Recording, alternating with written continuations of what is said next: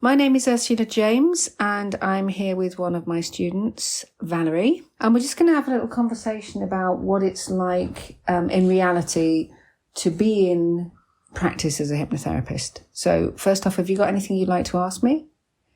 I'd like to know how you got into becoming a hypnotherapist. That's a really good question. It's one I generally don't like to answer because I trained when I left university, I went to work for the Ministry of Defence, and they trained me in hypnosis. I actually trained to be a support worker for people who were moving from country to country. So it was for families. So I studied counselling and other techniques of that kind, and hypnotherapy to help with anxiety and change management. Was that a new thing for the Ministry of Defence? No. Or was that something they've done for a long time? The Ministry of Defence is actually... You don't hear anything about it, do you? No, it's not generally publicly acknowledged. But they understand the... It's about psychology, and it's about the mind, and it's about techniques that work. Yeah. And even at that time, it wasn't absolutely called hypnotherapy. It was called, relaxation techniques with direct suggestion. So the term hypnotherapy was never actually used. So I was aware of it. I knew about it. And that was when I was 21. So I'd always had that as an adult. I'd always had that as a technique, and it had always worked for me. And then a number of years later, and I can tell you exactly how many years later it was because I was 30, I was smoking. And I just thought, I can't do this anymore. I can't smoke. I'll go and see a hypnotherapist because I'd known the technique from before. Went to see a hypnotherapist. It worked. I was blown away because it was one session, and I thought, and being very analytical, I thought, how did that work? So I did a short course in it and learnt about the basics, and I got hooked, essentially. And a few years later, I ended up running the organisation who trained me and travelling all over the world with it. And so essentially, for the last 30 years, I've been a full-time therapist, and it's been both a personal and a professional tool. And the interesting thing for me is having learned lots and lots of techniques and always been very open because everybody's different. And I mean, the thing is, even if it's not your personal belief, you can help somebody. And what I mean by that is, say somebody says, I think something happened to me in a past life. Now, that might not be your belief structure that this thing's real, but it's theirs. And if it's their belief structure, you can work with them to help them get a resolution. Right. So you don't have to... So you don't have to invest or believe in what that person's... No. You just have to acknowledge that person has a set of beliefs. I mean, and the thing to be aware of is when you become... It's an interesting thing because I trained many, both lay people and doctors over the years. It's really interesting that people who go into it to become therapists often go into it for the wrong reasons.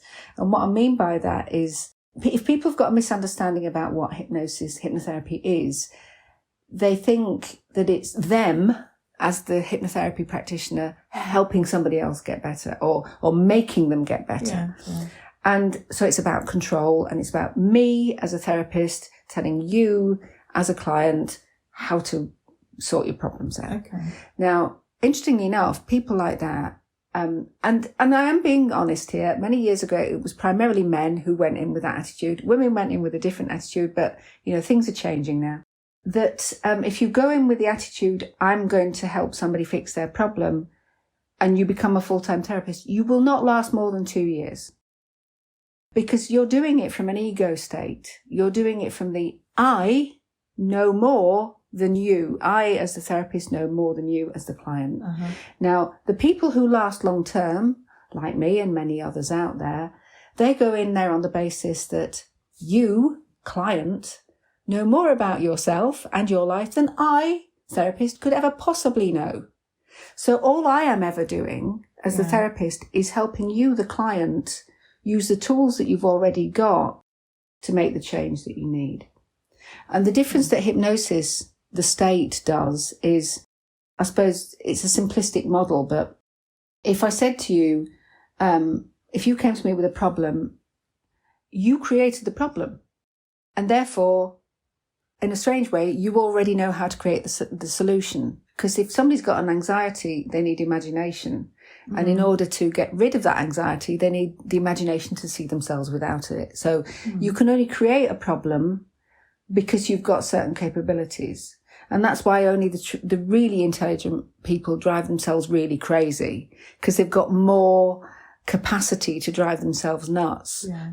People who lack imagination and don't think too much, they don't get as mentally ill as people who've got more capacity, because it takes a lot of, mental energy to create a problem to that sort of degree. And I suppose that it's extreme when you look at people who've got multiple personality disorders or schizophrenia, or people who experience these extreme states. There is a huge amount of intelligence that goes into creating that. So I'm not saying you've got to be intelligent to be mad, but what I'm saying is to maintain it, it does take a lot of mental energy. So obviously, if somebody who comes in, they believe that it's something else that's the trigger, or maybe they see themselves as being, well, there's nothing wrong with me, I've just got this thing that I've got a phobia of whatever or what have you. So basically, but it could really just be them and their ego. It's always them. Sort of... People create their own stories. Okay. If I said to you, if you came to me and you said, well, I've got this fear of spiders, one of the things that having fears and phobias often entails is creating the backstory behind it. Okay. I have got this because. I've got this because I saw a spider when I was a child. I have got this because my mother was frightened of spiders. I have got this because. So that's their belief. That's their belief. Yeah. And you are working with a belief, and a belief can be changed. You never change the facts that there are spiders and there is you. You never change the facts. The facts are unalterable. But all you ever change when you're doing therapy, and this is general therapy, not just hypnosis, is you change somebody's relationship between themselves and that thing which causes the fear. So you're, in a way then, you're getting them to understand their beliefs. Only in some instances. Okay. It's a really good point that you raise. People come for therapy, especially brief strategic therapy, such as hypnosis, as in you go in for a few sessions and you come out different. They go in with two different attitudes.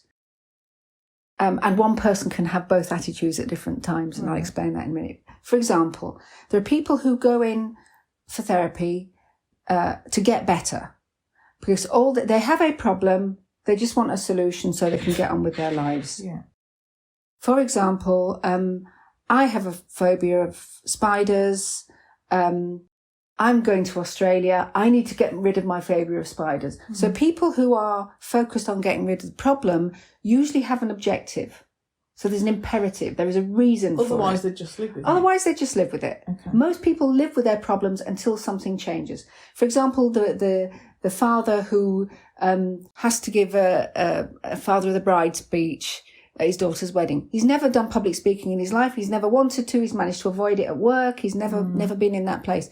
But because it's important to him to give a good speech at his daughter's wedding, there is an imperative to fix the problem. Right. So there's a goal for them. There is a goal. There is a specific goal. Okay. And that's one set of people. Now, those are the people who are goal focused. They are focused on getting rid of this problem because there is something in the future.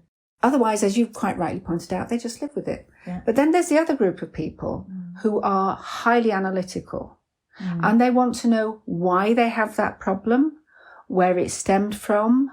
They need to understand the history behind it. And they have a belief that the only way they're going to get rid of that problem is by understanding it. Now, essentially, those are the people for whom talking therapies are very good, like counselling or, behavioural therapies, where they get to talk about it and they get to really drill down and understand why they have the problem. Now, the interesting thing for me, and the reason I'm a hypnotherapist and not a behavioural therapist, is you can get to that point of complete understanding and yet still keep the problem. It doesn't necessarily mean, I now understand why I have that problem. So sometimes do they not have the goal then? Well, no, sometimes what happens is they want to understand so much that when they do understand why they've got it, they go, well, that explains me then. There is no imperative to change. So it's like a label they've got. It's like, oh, I can now say I am this way because. But it doesn't help them change. Hypnotherapy done at its best is about having a goal. It's not about looking at the past and understanding, although there are some techniques that are involved with that.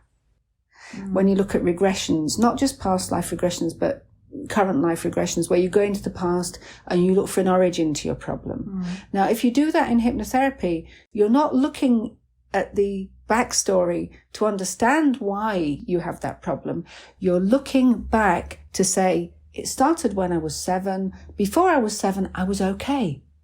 So what you're doing is you're establishing a time before you had the problem. In other words, I've lived a life without it. Okay. And if you can establish there was a time without that problem, you can then establish that that is a potential for your future. So how would you differentiate between these two types of people then? So when somebody comes to you, you don't know whether they want an analytical or whether, maybe you would know if they've got a goal, because they'd say, I've got a fear of flying, I'm going on holiday in 2 weeks' time. Well, they're giving you their... But there could be instances where people say that, but actually they are analytical because they want to know why they've got this fear of flying. It's a really valid point. In real terms, in practice, you will always speak to your client before you meet them in person, or you will have some form whereby you can get information about them. And from the way you phrase your questions, you'll get a good handle on whether they're one person or the other. But I've been doing this for so long, I just ask them outright. And I will say in the pre-induction section of the hypnosis section, right, are you one of these people who need to know why they are the way they are? Or are you somebody who just wants to get better? So you'd actually directly I would ask them outright, but bear in mind, I've been doing this for 30 years and I only ever work on referrals now. So people who come to me have already been told by somebody else, that's what you're going to get. So it's actually quite difficult when you start in practice to be that cold about it. But as you rightly pointed out, if somebody says, I have a phobia, I mean, the question I ask on the phone or in the form is, why do you want to deal with it now? And it's at that point, they'll say, because there's an imperative, because I have got a situation coming up where I need to be able to deal with it. Or they might say, well, I just need to know why. And I think you can probably already recognise that hypnotherapy works so much better with somebody who has a goal than with people who need to understand their problem. Now, yes, you will get people who come along because they need to understand their problem, but it's still important to establish a goal. Because, say, for example, it is a phobia of spiders. There will always be spiders around, but people with phobias are hypersensitive and they start looking and they'll find one. Even if it's, a minute thing and it's next door, they will find the problem because they're actively out there looking for it. So it's important to establish a point in time so that they'll know when they're better.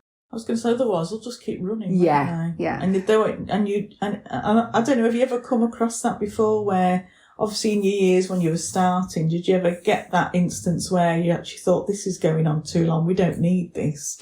Or is it a case of the person decides, actually, that's it now, that I've got what I need?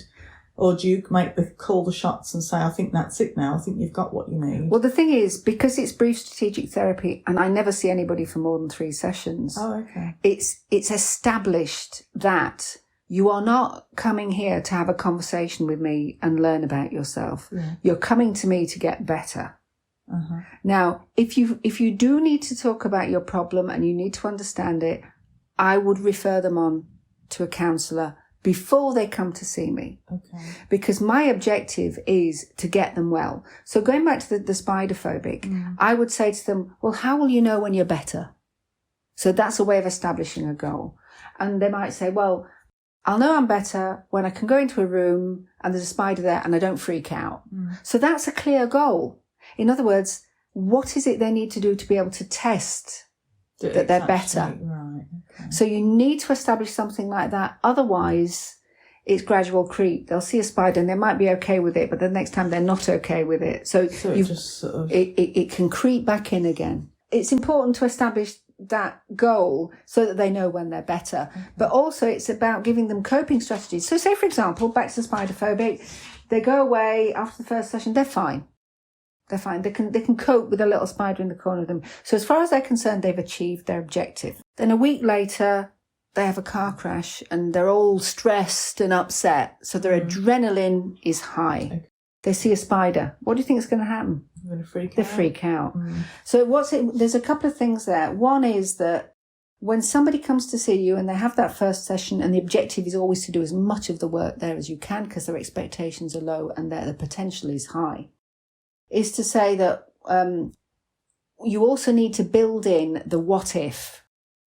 What if something happens? What if something stresses you? So you don't only help them get rid of the problem, but you help them be able to deal with stress better for the future. Because stress, and it might be something completely different, like the car, can be the one thing that can trip somebody back into having that problem. Okay, that's interesting. And do you get people coming with more than one? Oh, God, you get people coming with a shopping list. Oh, okay. Right, I want you to help me stop smoking, lose weight, deal with my snoring, especially when they know it works. And I always say to them, okay, that's very interesting, but there is one common factor, and that's you. So let's deal with the one thing that you feel is the most important on that list. And it's interesting because I don't say the easiest. I don't say the most pressing. I say the most important. Because often it's a what they call it. And I suppose that some can be connected anyway. They're all connected. Okay. They're all connected. Because if somebody deals with one thing, you're helping them recognise they have the potential to deal with everything else. Because it's all ultimately, therapy is all about changing your attitude and your beliefs to the world around you. Okay. Because if you do one thing and you change that spider phobia, and that was a big deal to you, how do you think you're going to react in future if somebody says something that you don't like? Yeah. You're going to be more confident because you've already dealt with something that was important to you. So some of it is confidence then? Massive. Focus, confidence, and what was the other one? Stress. Are kind of three things you will always work with. So I suppose what you're doing is they've got this belief, but then you're giving them the belief that they can achieve what they... So they have a belief which is a negative. This is just my thinking. And then, so they have a negative belief, i.e. spiders. So what you're doing is you're transferring that belief into a positive. So basically it's giving them the confidence.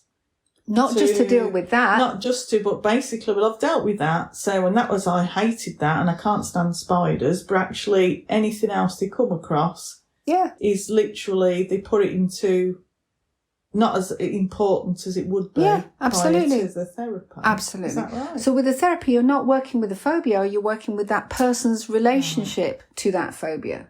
And when you change a person's relationship to something that was really important to them and they thought they couldn't change, and they have changed, then their attitude towards changing other things. So that's really important. That's you. I've just had the penny's just dropped with you just saying that, because obviously I'm sort of a student and I don't know, I was fixated on the problem, as in, but actually it's got really nothing to do. Do you know what? The problems are stories. Yeah, so it's just... You always work with a person, but it's person-centred therapy. Yeah. Always work with that individual. That bit you've just said about actually giving them the confidence to do other things is just like, that's where the penny dropped, because actually, you're right, because if you've overcome something, a belief or a fear you've got, then naturally you get confidence. And it's like if you do anything in life, once you've done it more than a couple of times, things become easier. But what you're doing is giving them the positive tools and the positive, is it mindset? Yeah, absolutely. To actually then sort of, anything they come across is dealt with in a way that isn't a big deal. You're getting them to recognise they have the capacity to change. Right. And that is really critical. And you said an interesting point earlier about that I put in a positive belief. I don't. I give them permission to have that positive belief. Okay. So I get them to give themselves permission, because often people who come for therapy have tried to do work on themselves. Often hypnotherapy is the last port of call for a lot of people, and they've tried this and they've tried that and they've tried the other, and they come to hypnotherapy thinking, well, I've tried everything else, I'll give it a go. But why do they need permission then? Is it because they think they're not good enough? We write our own stories. Okay. And if part of the story that has been written for you by your parents is that you are somebody who will not achieve, or by your teachers that you're somebody who is not intellectual, or by your partner that somebody who is not beautiful, and you just accept that, you're building that into who you are as a person. It's all about the stories that are told. Okay. But if you tell yourself, and I use the term story very loosely, if you tell yourself the story that I am a confident, positive, focused, motivated individual, which, do you know, when we do the ego strengthening, those are always things in there. Focus, motivation, confidence. Focus, motivation, confidence. Because if you've got those three things, you've always got a tool that you can pull out of your toolbox if you have a problem in future. Yes, you're working with the individual to help them have a different belief system, to write a different story. So instead of the story that was from the past, you're getting them to write a different story from the future. Let me give you an example. And this is a Milton Erickson example. Milton Erickson being, often termed the father of modern day hypnosis. And we talk about Ericksonian therapy, and it's very much about storytelling. It's not even so much about the state of hypnosis, it's about storytelling. And he had a client who came to him who said that he wanted to understand, so he was analytical, he wanted to understand why he had this particular problem with his female partners. They all left him. So his belief was, women leave me. And being analytical, he'd had some analytical psychotherapy in the past, and him and his therapist had come to the conclusion that he was trying to understand why the first woman in his life, first partner he'd had, left him, because he never understood. And I said, I let slip there. That wasn't a Milton Erickson story. It's my story, because it happened to me. Okay. And can I just say, often therapists will put the story onto somebody else because it makes a better story. Yeah. If you say Milton Erickson, who was the father of modern day hypnosis, said this, it's storytelling. Yeah. Whereas if I say I said this, people might not necessarily listen to me. So we get very good at, again, telling stories. So forgive me. This is somebody who came to me. Yeah. Anyway, so I said to him, okay, now you understand about your relationship with your first wife. Why haven't you got better?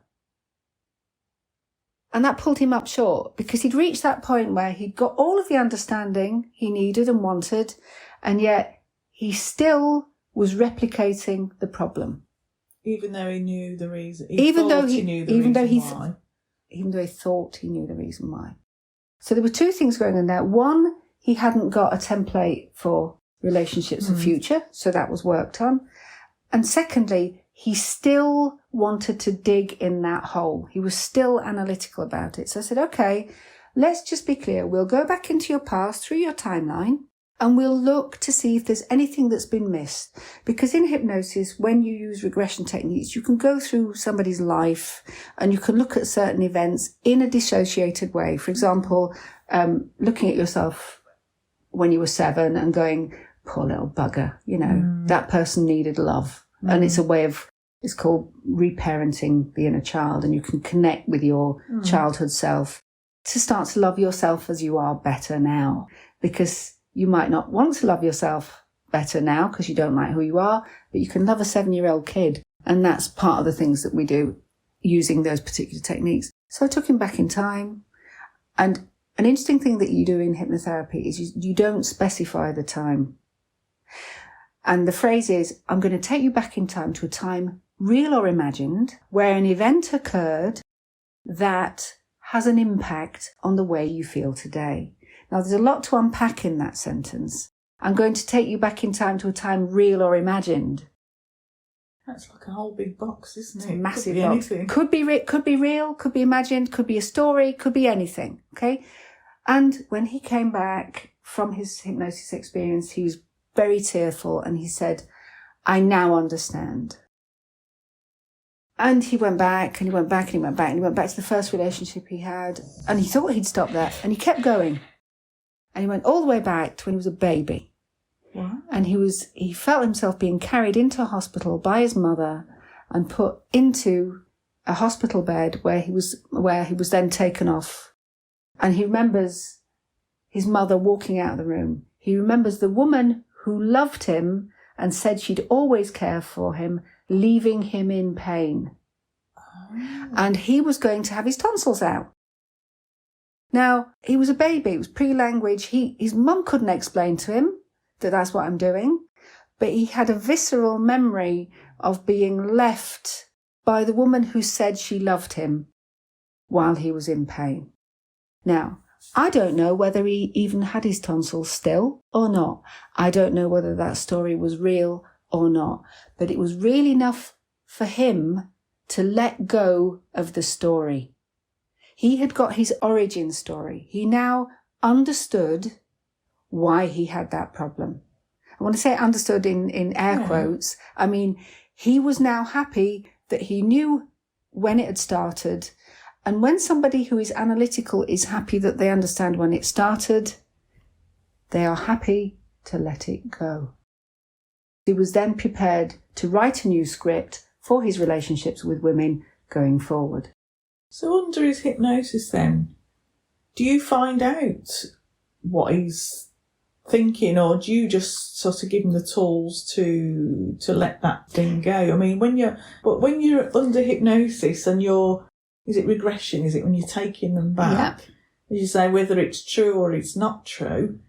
So they actually talk to you and tell you things. Okay, there's just a couple of ways of using the technique. One is you get that person to talk to you, and then you communicate with them. Another is to let them stay in that state, and then you talk to them afterwards. And another way is to bring them back and say, is there anything you'd like to talk about? So how would you know if they want to talk? They'll talk. Oh, they'll just talk anyway. But there's also... you've already come across IMRs, idiomotor responses. These are the movements that come directly from thought. If you are going to do a regression technique and you are going to communicate with that person, what you need to do is to ask them if they want to talk or not. But verbalizing means that they'll start to come back through the levels of hypnosis. You're essentially waking them up, bringing them to a lighter state to talk. So what you want to do is to have a signal that you can use to say, do you want to talk or not?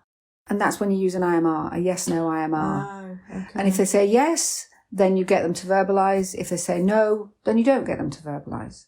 But you will discuss that with them beforehand.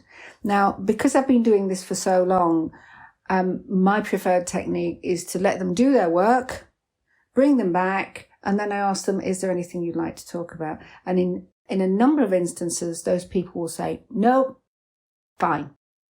And they will put, in their minds, they'll put an amnesiac bubble around. They'll seal that in a little bit of their brain, stick it away in a cupboard, lock the door, forgotten. Never need to go there again. Now, that's fine, because that's their choice. A poor therapist, a badly trained therapist, will go, oh, go on, tell me what happened. Talk about it. Is that because they want to know whether they've... It's ego. Right, whether they've achieved the therapist has no right or obligation or need to know what that story was that person told themselves to help them get better. Now, the reason I am actually quite good at what I do is I give people their absolute security to not disclose certain things to me, because everybody's had stuff that's happened in their lives that they'd rather not talk about and rather not share with anybody, including a therapist. No matter how private that environment is, there is always the feeling that I don't really want to talk about this. But if you help them resolve it for themselves in a safe space and then come back and talk about the future, you've achieved an objective. So the biggest problem, the biggest difficulty in being a good therapist is your own ego. There should only be one ego in the room with the two people, the therapist and the client, and that's the ego of the client. So it's almost like you're invisible then. You are invisible. The best therapist says very little, hypnotherapist says very little, apart from facilitating safety, security, direction, and then giving good, strong suggestions for how that person is going to be, their ego strengthening. Never underestimate the power of ego strengthening. Regardless of the work that you do, the focus, motivation and confidence aspect of ego strengthening helps somebody be different in future, regardless of whether you relate it to a problem or not. That's really interesting, but because you say, I can imagine somebody who's gone through that therapy, it's almost like you want a rubber stamp that you've done what they've asked you to do by saying, well what have you sorted it? Is everything okay? Do you feel better now? Is it okay? Yeah. No, that's your ego talking. So you just completely, and you say it then, do you want to talk about it? And if they go, no, you go, okay. Say, is there anything you'd like to talk about? No. Fine. Now let's talk about the future. Because that's where I go then. I'll have talked about it in the pre-induction talk, setting their goal. I'll have mentioned it in the ego strengthening, and then I'll talk about it again. So the strongest hooks in the whole of that session are about who you are going to be in future and how you are going to behave in future and how you are going to manage problems in future. Good hypnotherapy done properly is a life-changing experience because A, it introduces you to yourself in a very safe environment, and B, it helps you resolve problems without language, because a lot of our problems exist in a part of our brain that is without language. And I know, if you don't mind me saying it, when you first experienced hypnosis, it wasn't what you expected. No, but you still got something out of it, even though we didn't specifically discuss what it was, that was being set out to be achieved at that point. To be honest, I obviously won't say what it was, but I think when we did the therapy, I was literally, there was something in the back of my head that I've always had a bit of a fear of, but it's never been sort of that obvious. And I suppose in my life now, it's not something I'd use too often anyway. But it was sort of like when I was in that state, it came up. It was quite sort of, it was there. Do you know what I mean? I wasn't really looking for it. It just came up. And I suppose that does happen from time to time. It does, you because don't necessarily look for something. It can just pop up. If the hypnotic state is created well, it's almost like having a safe room. Yeah. And then the problem can walk in and go, here I am. Yeah, that's what Let's happened. Have that conversation. Yeah, that's what happened to me when I was in that state. Something that happened many, many years ago and sort of, although it's not something I think about an awful lot, and I'm not in my life now is very different to where it was 10 years ago. And whether that was one of the reasons I came out of that type of life I had was because of this, I don't know, but it was sort of unusual for me to all of a sudden to have this thing that actually was a bit of a fear, and it was not a phobia, but it was a fear I had because something happened to me many years ago that I suppressed it. But when I went into that state, I wasn't looking for it. It just came, and I was not actually thinking it was a real problem because of my life now. It's called content-free therapy. But even if that situation is never going to arise again, the person, the negative reactions and responses you had were still in place. Yeah. And hopefully, having experienced that, you feel differently about things and you would possibly behave differently in future. The best work in hypnotherapy is done I feel, and of course that's just one approach, in a content-free way, because that person is in a safe space, you're giving them all the confidence, the focus, the motivation they need to deal with their problem and to put it to bed. And most importantly, create an objective for future and create coping strategies for stress. And essentially, after 30 years of work, those are the principal things that you will do. Get somebody to recognise how they're going to be in future in relation to their problem, but more importantly, give somebody coping strategies. So it's called non-content. It's content-free. Content-free. Content-free. So you take them in and literally, as we talked about, open that door to that safe space so that they can have that conversation. And often a lot of these things are very metaphorical. They are non-specific, so you're not talking about a particular thing. And therefore, that person can feel safe to explore problems that they really don't want to talk about, don't want to discuss, don't even want to acknowledge. So then, for instance, you might get people coming to you that don't feel right, but they don't know where it is that's making them not. That's feel an interesting right. point. They wouldn't come to you with a vague thing Would like they that. not? They'd come to you saying, I've got this problem.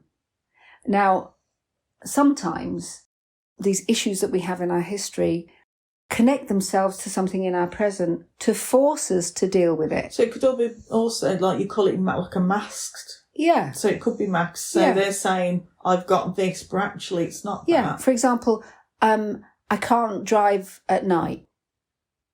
I can't get in the car and drive. And you'll tell yourself all the reasons why. Yeah. And yet there might be an imperative for you to drive, like your daughter lives at a campus of university and the only way you can get there is by driving through a tunnel or whatever it might be where it's dark.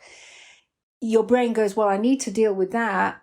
But actually, what you can do is work in a very direct way. And if that isn't the problem, you won't resolve it. If you try and work on, you'll be nice and calm going through the tunnel. If that isn't actually the issue, the person will not recover. So sometimes what we'll do is, well, you don't. Primarily, when you work with hypnotherapy, you take the most direct route first. Yeah. Easiest, simplest, cleanest, most obvious route. Now, say that doesn't work, then it's a really good indicator that you're digging in the wrong hole. And doing content-free therapy to actually identify what that problem is. So that's when that would actually come into use. Yeah. Do you remember I talked about having 3 sessions? Yeah. And the 3 sessions in the way in which I work fulfill very specific objectives. Session 1, present. Present problem. Let's deal with it. Let's look at all the issues around it and the stress and the this and the that. And if you can resolve it in one problem, bang, gone. However, for some people, that is not sufficient. And they'll come back and say, well, I need a second session because although that's gone, this is still present. And they'll identify that they've got some progress, but not all of it, which is why I always say everything apart from smoking, there is a potential that it might be 3 sessions. And the first session the objective is to get it sorted. But you always say it's between 1 and 3 sessions and you get them to contact you afterwards. Now, if during the 3-week period between session 1 and session 3, and I'll talk about the 3 weeks in a minute, if in that period they contact you and say, right, well, come back for the second session because what we need to do is to look at the past. And that's where we do the content-free work, and she might actually find out that one of the reasons might find out that one of the reasons she doesn't like driving at night is, 20 odd years ago when she was at college, somebody followed her home, it was dark, and her kids at college, and she's kind of linked the whole stories together in her head, and she never really resolved the fact that, and sometimes you may never know that story, and as I said, real or imagined. People tell themselves stories. Can I give you an example? And you're going to laugh. I keep chickens now anyway. Many years ago when I was training, because when you train in hypnotherapy, you have to experience all of these processes yourself, even if there's no reason for it, in order to understand how it feels for your client to be in that state. So I experienced a regression and went back in time, and I was vegetarian, and I went back in time, and I remember, and I use the word remember very specifically, being in my grandmother's garden and my mother saying, chop the head off that chicken. And I did. And the chicken ran off down the garden. And I remember being massively traumatized, and I came out of hypnosis and I was really upset. I was really tearful. And I kept saying, this is why I'm a vegetarian. This is why I'm a vegetarian. This is why I'm a vegetarian. Anyway, I phoned my mother up that night and went, why did you do it? Why did you let this happen? And she said, what is wrong with you? Your grandmother lived in a flat. My grandmother lived on a farm. And that's something I told you that happened to me when I was a child. So it didn't happen to you, it happened to your mother? It didn't happen to me, it happened to my mother. But I genuinely believed it had happened to me. genuinely believed, and it's about the stories we tell ourselves. A lot of the stories we tell ourselves are categorically untrue. It's really strange you said that, because like my sister lives in Australia and obviously I'm over here, and when I went over this year and we were talking about things, we both were talking about this occasion with my mother, and that's another story, but I had not a good relationship with her, and my sister had a good relationship with my mother, but we were talking about an occasion. Well, she had a good relationship with her mother, not with your mother. I know, so basically it was like we were talking about two different things, because what I remembered and what my sister remembered, it was almost like we weren't in the same room, but we were together when it happened, and we were talking away, and I'm like, no, that didn't happen. She went, yeah, it did. And I'm thinking, did I make it up? And because she's a year older, I'm thinking, because maybe she's a year older, she remembers it better than I did. But my memory of it was nothing like my sister's memory. And I don't know who was right and who isn't right. I don't know. You're both right. But she was telling a story about her mother, and you were telling a story about your mother. But we were both in the same room. Okay, it's all about perception. Let me give you another example. Say, for example, 6 people see a car accident. The police come to take the statements. I'm telling you, there'll be 6 different stories. 6 different versions of what that person perceived was happening. And some people will say that the dog ran out in front of the car. Some people will say that the car accelerated. Some people will say that the car was red and it was blue. People's perception of events is coloured by their own personal histories. So you don't walk into that room cold and see it like you're watching a programme on TV.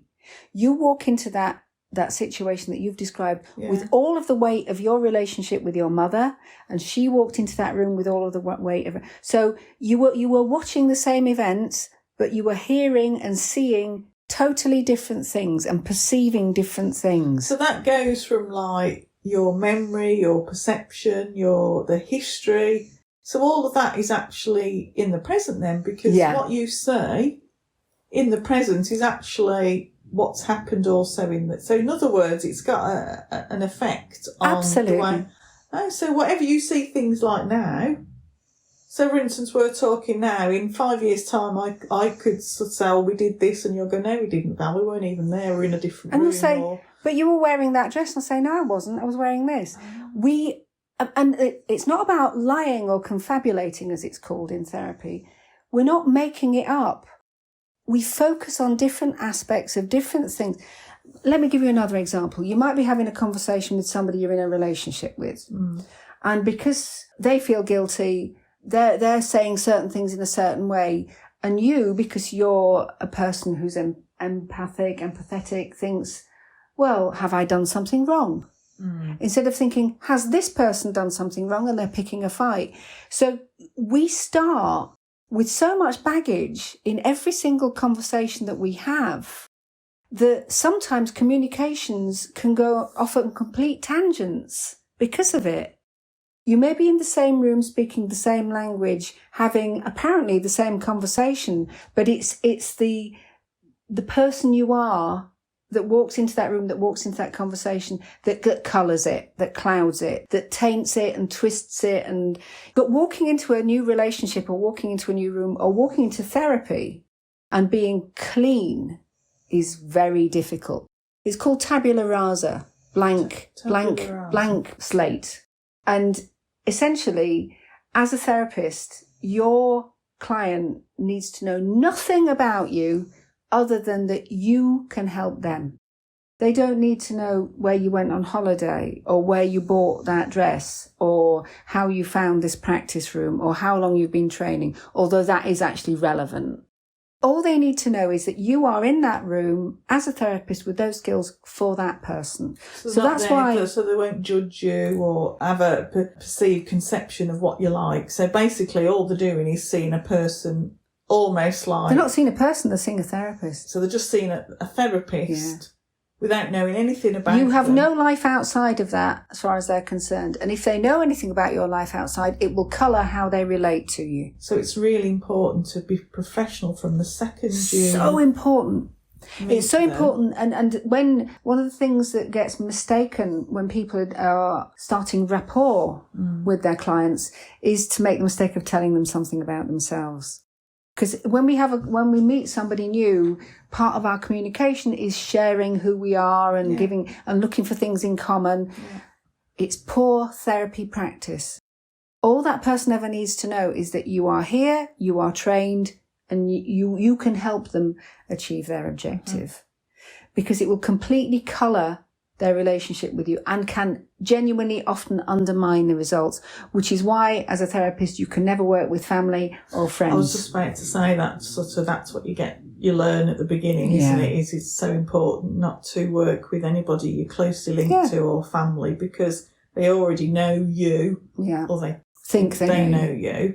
So like I say, it's always good to be with somebody you've never met before. And that's why I suppose you do referrals. So if somebody comes to you that you know, you wouldn't treat them because you know that they know you know them. And there's a dynamic there already that is not useful therapeutically. Okay. So you've got to be absolutely clean.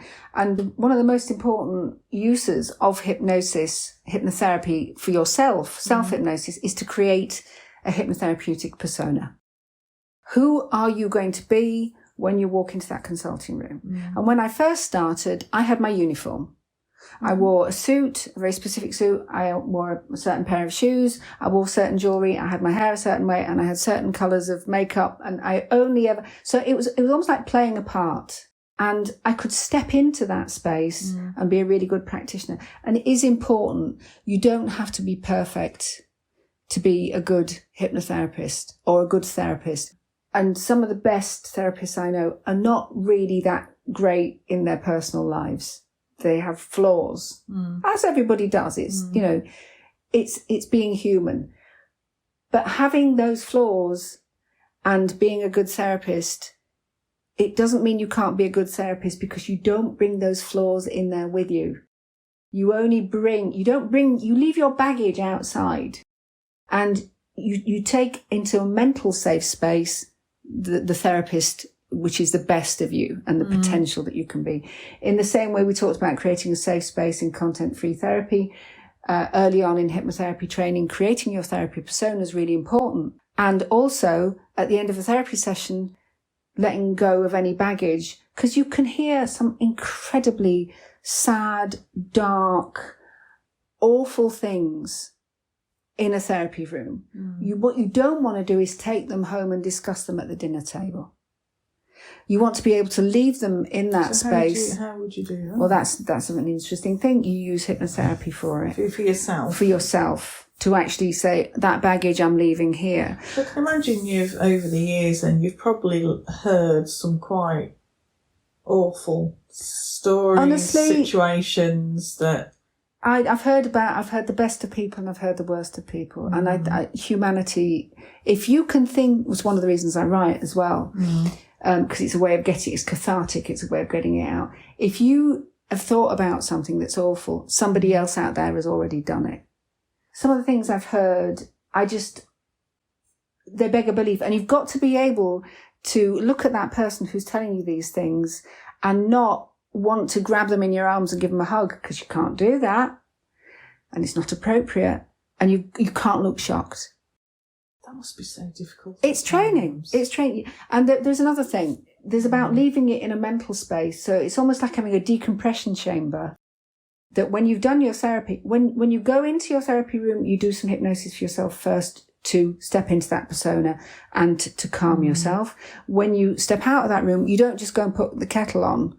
You need to spend a couple of minutes just mentally putting that stuff on the table in that space for it to be dealt with by your unconscious mind. But also having peer support, having somebody who has had a common training and being able to talk to them, or having mentoring support is absolutely critical. Because otherwise you go home and you talk to your family and they've no idea and they don't need it, and it's inappropriate. It's not, it's not good practice. So peer support and mentoring is always something. Even now, after 30 odd years, I've still got peer support. Mentoring support, it's a bit difficult because stage I am at in my life. But even up until 2 years ago, there was a guy who was in his 70s who used to mentor me.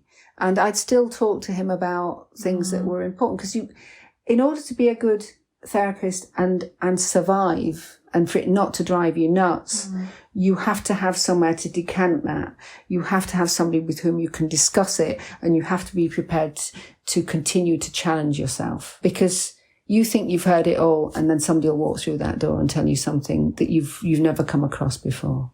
So I'm quite not an emotional person. I am emotional, but I'm not sort of, one of these that cries at the drop of a hat. You're not emotionally incontinent. But I can sort of watch something on television and I can feel my eyes well up, if it's a story about animals or children. Thank you for the animals chirping. Yeah, that was Poppy. So, I sometimes, and I'm watching like newsreaders are on television and they're interviewing the person, and I'm at home thinking, getting really welled up, and this person's just interviewing them with no sort of even glossy eyes, and I'm thinking, how can you do that? Can I tell you something that will surprise you? You are not relating to the story that's on the TV. Right. You are relating to something within yourself.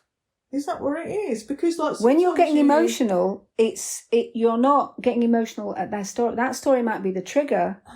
But that's not what's causing you to be emotional. Interviewing them, and they're just like, there's no emotion, and they're just asking them questions, and I'm at home going, like this, going, oh my God, that was really upsetting. So actually, that's me, not that's actually you. The story. That's you. It's like anything to do with animals. Well, for me, it was once my parents died. I couldn't watch anything on TV that had some sort of, even adverts for donkey sanctuaries. I'd be in floods of tears. And I recognised, having peer support, that actually, although it was very upsetting seeing the donkey sanctuary, what was doing was releasing emotion that I hadn't been able to release when my parents had died, because, I was dealing with different things. So if you've still got that then, if you're going into becoming a clinical hypnotherapist, then you need work before you start. Oh, yeah, absolutely. So me being the way I am, and I'm not as bad as I was, but I could still watch like something now and get quite sort of tearful. Not all that, it's not something I do all the time, but actually, so it's important for me then, before I actually sort of become professional at doing it, is to actually experience it and get more, not support, but actually go through the process more. So I'm going in, it's almost like I'm cleansed type of thing. So when I'm going, is that the right word? It is a sort of a clearing out process. You really have, come to something that's incredibly important. If you are going to become a therapist full time and survive over any period, you've got to recognise that the first client is not the one that pays and walks through the door. The first client is you. And I'm not saying that everybody who becomes a hypnotherapist needs to have therapy, but what I'm saying is every person who is going to become a hypnotherapist needs to understand how profound it is to have that experience. And if you are not prepared to undergo those experiences, then you're being quite egotistical about. So you can't relate to it. You can't, no. So you can understand what somebody's going through, while at the same time understand that although it might look dark and upsetting, that there is value, that they're going to come out of it at the other side because you have. So some of the best therapists I've ever trained are ones who, when they've started, were really just a bundle of neuroses and quite difficult to work with. But as they went through the process of learning and therefore experiencing these events, they grew not just as individuals, but grew in an understanding of how powerful that could be. If you've experienced it for yourself, and I'm not saying it's a requirement, I'm just saying it's one of those things that if you undergo it, you have an additional level of understanding about. It's like any job though, isn't it? It's like sort of, I've always had a management background, and, and sort of I've started from the bottom upwards. So I felt confident in saying to people, no, you need to do this and you need to do that. And it wasn't because I've been told what to do, it's because I've done it. Yeah. And I suppose it's exactly the same, isn't it? It is.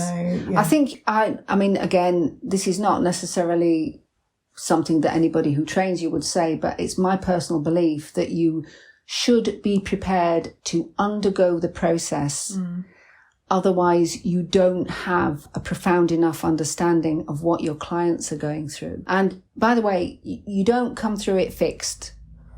You come through it recognizing that I, as an individual, as well as everybody else in the world, is a work in progress. And all you're ever doing when you work with somebody in therapy is you're working with who that person is right now at this moment in time to resolve a problem. That's why it's so critical to give them the skills to cope. Coping and management skills are really, really important. And I think we've talked enough for now, so let's leave it for there. Thank you. Started off with one question, so sorry to bombard you. Questions are very important. Well, thank you very much, Val. I appreciated that.